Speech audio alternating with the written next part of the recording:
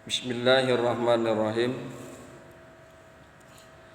Assalamualaikum warahmatullahi wabarakatuh. Waalaikumsalam warahmatullahi wabarakatuh. Kita lanjutkan pembahasan makalah yang kedua. Masih makalah yang kedua. Bismillahirrahmanirrahim. Qala an-nabiyyu sallallahu alaihi wasallam, sayati zamanun ala ummati yafirruna minal ulama wal fuqaha fayabtaliyahumullahu bisalasi baliyatin ulaha yarfa'ullahul barakah min kasbihim wasaniyah yusallitullahu ta'ala alaihim sultanan zaliman wasalisah yakhrujuna minad dunya bighairi iman. Ini akan kita bahas ya. Dikemukakan oleh Kanjeng Nabi Muhammad sallallahu alaihi wasallam, beliau bersabda, Kanjeng Nabi bersabda, sayati zamanun ala ummati, kelak akan datang satu zaman kepada umatku. Zaman, satu zaman akan datang kepada umatku, yafirruna minal ulama wal fuqaha, di mana mereka lari, mereka menjauh dari ulama dan fuqaha. Jadi umatnya Kanjeng Nabi itu lari, menjauh dari ulama dan fuqaha. Pasti akan datang itu. Fayabtaliyahumullahu bisalasi baliyatin, maka Allah akan menguji mereka, menurunkan kepada mereka 3 bala. 3 bala atau 3 musibah, dengan sebab mereka menjauhi ulama dan fuqaha. Ulaha yarfa'ullahul barakah min kasbihim. Yang pertama, Allah akan angkat keberkahan dari usaha mereka. Keberkahan yang diangkat oleh Allah ya. Jadi usahanya mereka jalan tetap. Usaha mereka jalan. Mungkin yang kerja tetap bekerja, yang dagang tetap dagang, tapi nggak ada keberkahan.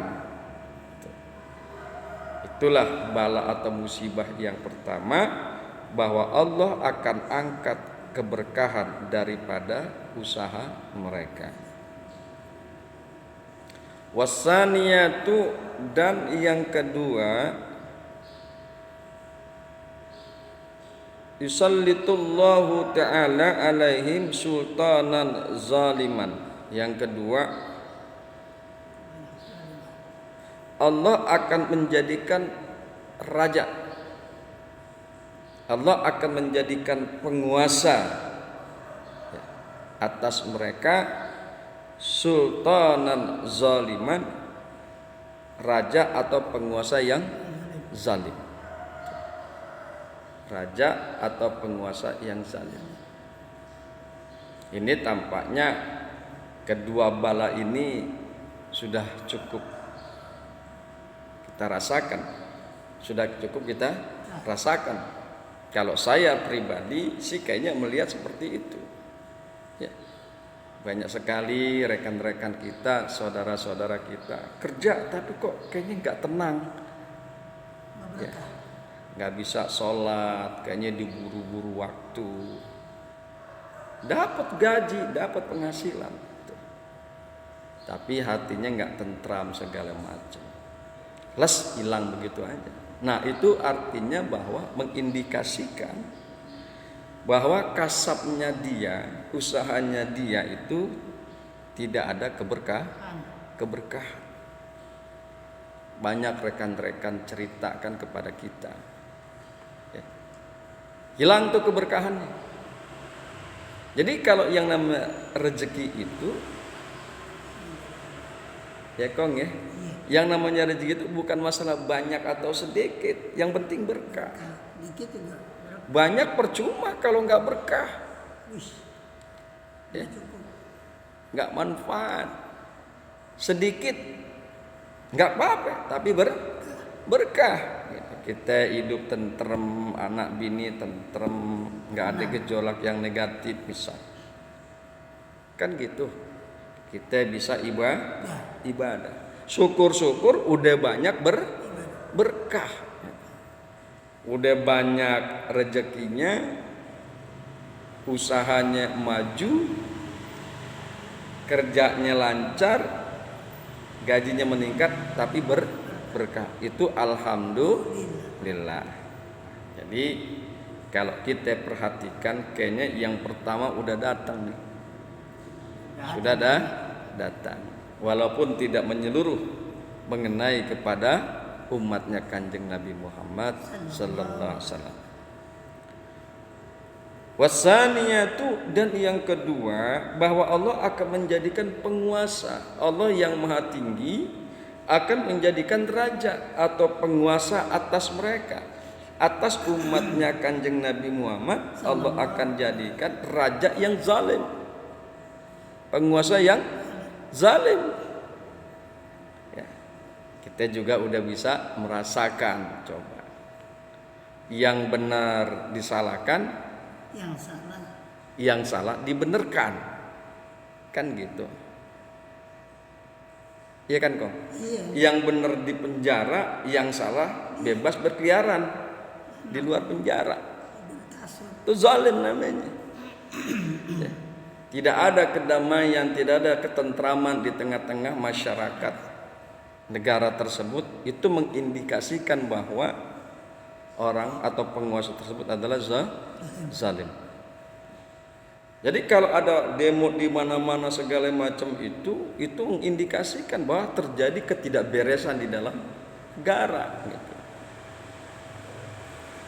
Demo itu tidak akan pernah terjadi jika memang ternyata negara ini dalam keadaan baik-baik saja. Ya. Oke, bisa kita rasakan kan? Ulama yang hanya sekedar menyampaikan apresiasinya, sekedar mengingatkan penguasa, malah ditangkap, di penjara. Maling, korupsi, malah diumpetin. Maling atau korupsi malah diumpetin, sampai ginari nggak ketemu-temu.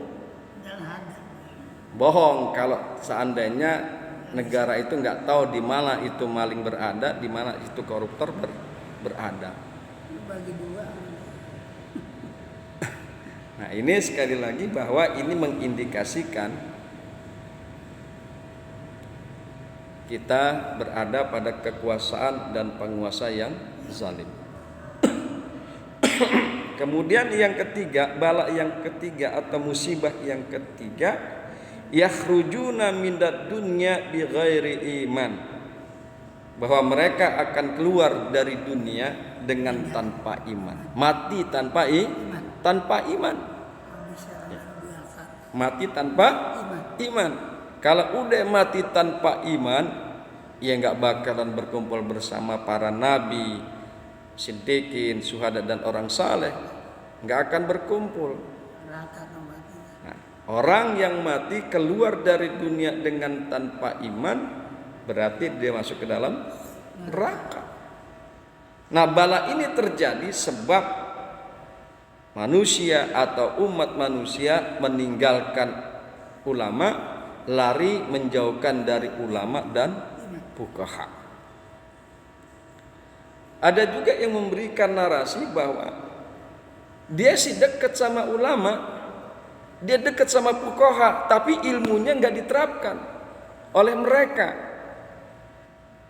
kan gitu. Dekat nih si penguasa sama ulama sama fuqaha, tapi si penguasa ini tidak menerapkan, tidak menjalankan nasihat ulama dan fuqaha, dan tidak menjalankan syariat-syariat yang disampaikan oleh para ulama dan fuqaha. Itu juga namanya lari dari ulama. Itu juga namanya menjauh dari ulama.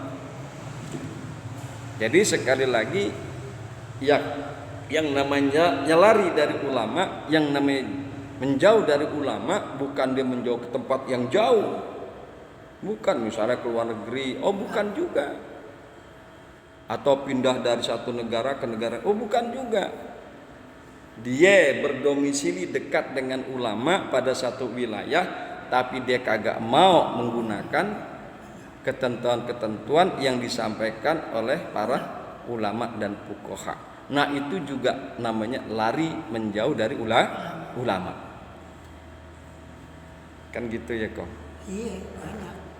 Jadi itulah 3 musibah, 3 bala yang akan menimpa umat Kanjeng Nabi Muhammad manakala mereka lari menjauh dari ulama dan fuqaha. Bismillahirrahmanirrahim. Wal maqalatus salisatu. Wal maqalatus salisatu ini adalah makalah yang ketiga. An Abi Bakrin Shadiq radhiyallahu anhu, man dakhalal qabra bila zadin ay minal amalis salih faka'annama raqibal bahra bila safinah ay wa yaghriqu gharqan la khalas lahu illa biman yunqidhuhu kama qala sallallahu alaihi wasallam. Mal mayyitu fi qabrihi illa kal ghariqil mugawis ay at-talibu li an yughasa. Nah, ini adalah asar daripada Kanjeng Nabi, asar daripada sahabat Abu Bakar, dan riwayat dari Kanjeng Nabi, hadis dari Kanjeng Nabi Muhammad sallallahu alaihi wasallam. An Abi Bakrin Siddiq radhiyallahu anhu, dari Abu Bakar As-Siddiq, mudah-mudahan Allah ridho kepada Abu Bakar. Beliau ini sahabat terkemuka daripada Kanjeng Nabi Muhammad, khalifah yang pertama. Kan kita sering bacain tuh kalau tarawih, al khalifatu awwalu Abu Bakrin Siddiq radhiyallahu anhu wa radu an, kan gitu ya. Nah, beliau ini adalah sahabat terkemuka Kanjeng Nabi Muhammad, khalifatur Rasul yang pertama. Dari Abu Bakar As-Siddiq, man dakhalal qabra bila zadin ay minal amalis salih, barang siapa yang masuk ke dalam kubur bila zadin, tanpa bekal, maksudnya tanpa memiliki amal soleh. Masuk ke dalam kubur, dia mati masuk ke dalam kubur, tapi nggak bawa amal saleh, nggak membawa perbuatan yang baik, dia nggak bawa bekal. Pakaan nama raqibal bahra, bila safinah, maka seolah-olah bahwasanya dia mengarungi lautan. Mengarungi lautan bila safinah dengan tanpa perahu. Bayangin tuh, Yekong. Kita ngarungin lautan tapi nggak pakai perahu. Ya. Pakai ban aja udah susah. Ya. Apalagi nggak pakai apa-apa, nggak pakai perahu. Ya. Ibarat seorang yang mengarungi lautan bila safinatin dengan tanpa perahu. Ai fayaghriqu gharqan la khalasalahu illa biman yuntizuhu. Maksudnya pasti orang itu akan tenggelam. Pasti orang itu akan tenggelam.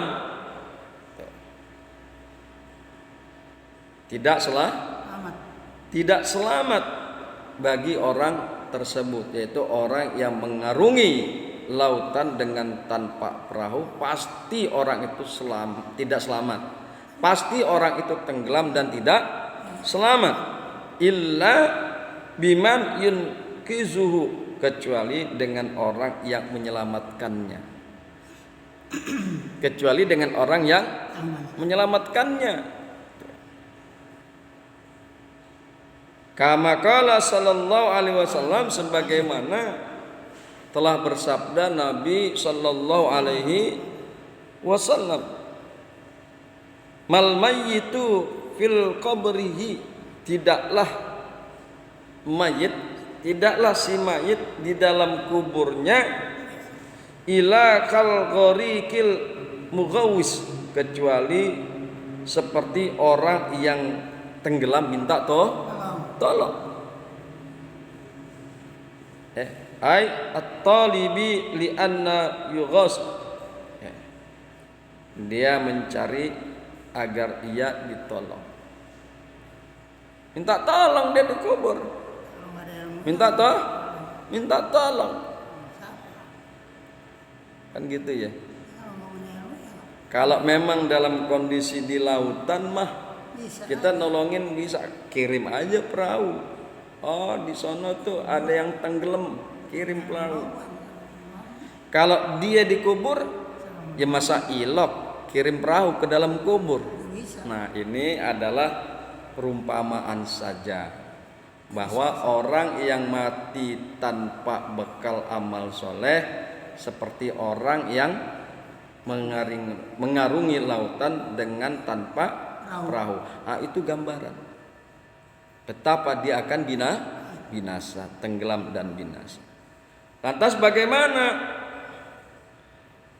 bagaimanakah kita menolong orang tersebut?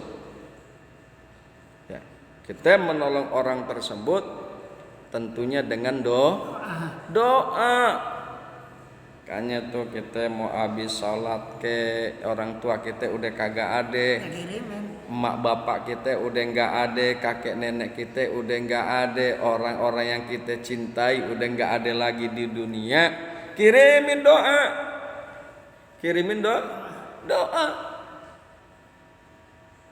kan gitu. Allahumma ighfir lana dzunubana wali walidina warhamna warhamhum kama rabbayana shighara. Kirimin doa. Ya Allah, ampunilah kami akan dosa-dosa kami, wali walidina, dan juga orang-orang tua kami, kakek kami, nenek kami, emak kami, bapak kami. Ya kan begitu. Dan juga sayangi kami dan juga sayangi mereka sebagaimana orang tua kita menyayangi kita dari kecil. Kan luar biasa. Kalau orang tua kita masih kecil digendong ke sono kemari. Kenapa? Karena kasih sayangnya. Kan begitu.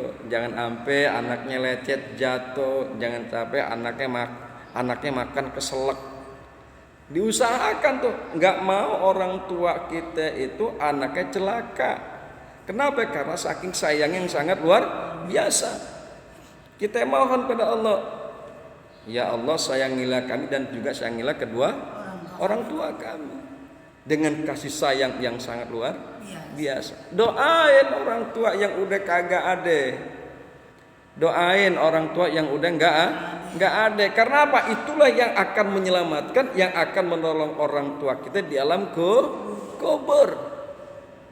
Kan gitu ya Kong ya. Iya. Jangan bosan-bosan kita doain orang tua. Ingat jasa orang tua kita. Kita adanya di dunia karena ada orang tua. Kita dapat warisan, rumah, kontrakan, kos-kosan karena adanya orang tua kita bisa sekolah tinggi, bisa kuliah, dapat sarjana dan lain sebagainya karena adanya orang tua. Selayaknya jangan sampai kita lupakan jasa-jasa orang tua. Wabil walidaini ihsana, dan dengan kedua orang tua hendaklah kalian berbuat baik. Yang namanya ihsana itu bukan hanya berbuat baik di dunia saja, tapi juga berbuat baik kepada orang tua senajan meskipun orang tua sudah tidak ada di kubur. Gimana cara berbuat baik kepada orang tua yang berada di kubur? Doain. Doain. Mudah-mudahan Allah kasih kenikmatan orang tua kita di dalam kubur dan Allah jauhkan orang tua kita daripada siksa kubur. Kong ya. Ya. Jangan sampai kita bosan-bosan. Kali gitu aja Kong ya. Insya Allah nanti kita lanjutkan kembali pembahasan kita masuk pada wal maqalatur rabi'atu, makalah yang keempat. Subhanakallahumma wa bihamdika asyhadu an la ilaha illa anta astaghfiruka wa atubu ilaik. Assalamualaikum warahmatullahi wabarakatuh.